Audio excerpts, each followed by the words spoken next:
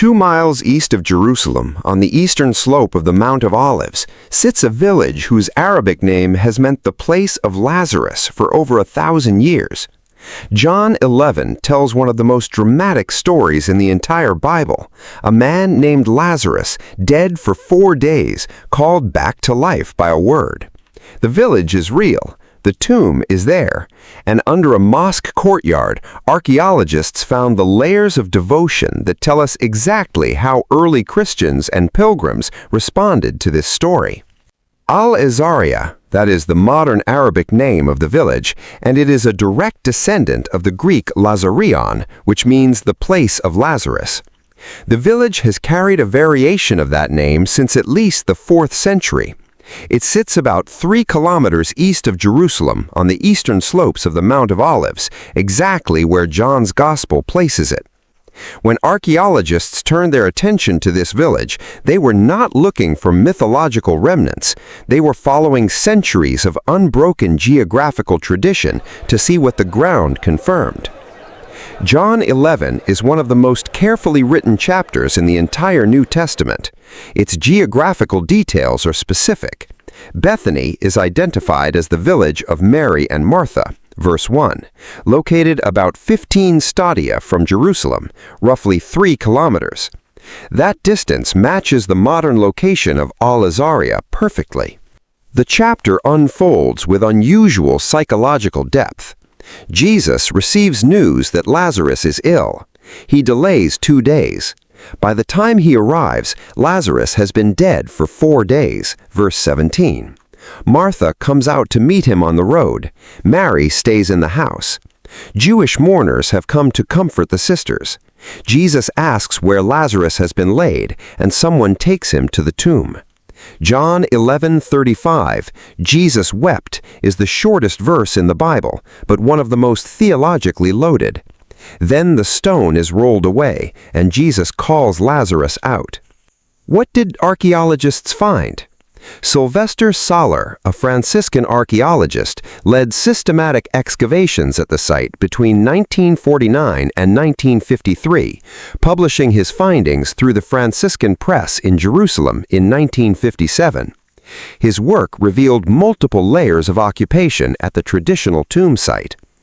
The earliest identifiable layer showed a rock-cut tomb consistent with Jewish burial practice in the Second Temple period, the precise era of the Gospels.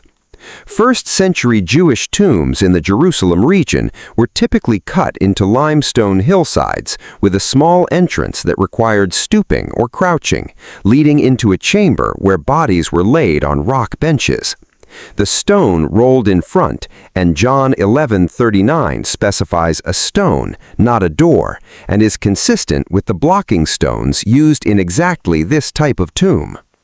Above that early tomb, Soller found evidence of a Byzantine-era church.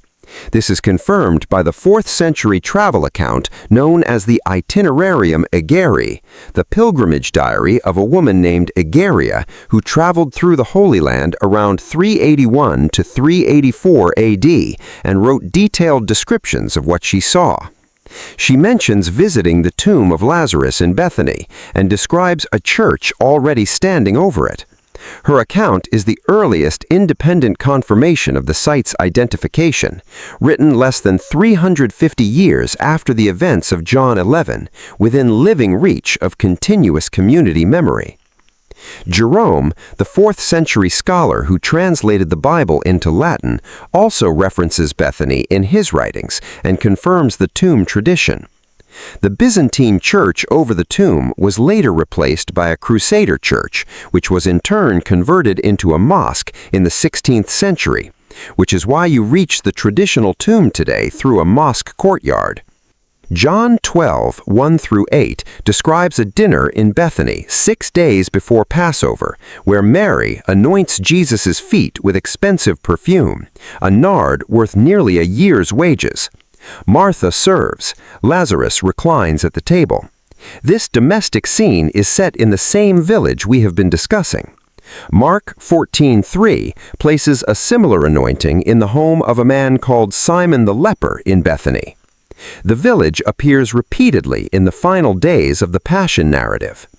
Just outside Bethany is Bethphage, the village where, according to Matthew 21, 1-9, and Luke 19, 29-38, Jesus sent 2 disciples to collect a donkey for the entry into Jerusalem. The traditional location of Bethphage is confirmed by a medieval tower and a painted stone block found there, now housed in a small Franciscan chapel. The stone, dated to the Crusader period but marking a much older tradition, depicts scenes from the Palm Sunday narrative. Mary and Martha themselves, figures of extraordinary familiarity in the Christian tradition, appear not just in John 11, but in Luke 10, 38-42, where Mary sits at Jesus' feet listening, while Martha busies herself with serving, and Martha asks Jesus whether he minds that her sister has left her to do the work alone. Jesus' response that Mary has chosen the better part has been discussed by theologians for 2,000 years. These are not abstract characters, they are individuals embedded in a specific place with specific personality traits whose village has kept their brother's name ever since. A village that has held the name of Lazarus for over 1,000 years, a rock-cut tomb consistent with Jewish burial practice in the Second Temple period, a 4th-century pilgrim's diary confirming the site, a Byzantine church, then a Crusader church, then a mosque, 4 layers of devotion piled over a single story. Whether you approach this as history or as faith, the ground at Al-Azariah speaks. Next up, we head to a royal palace in Nineveh and the extraordinary moment when an Assyrian king's boastful carvings accidentally proved a Bible story. Whatever one believes about its nature, next episode we follow the dramatic, turbulent story of a king and a siege that left its mark in stone.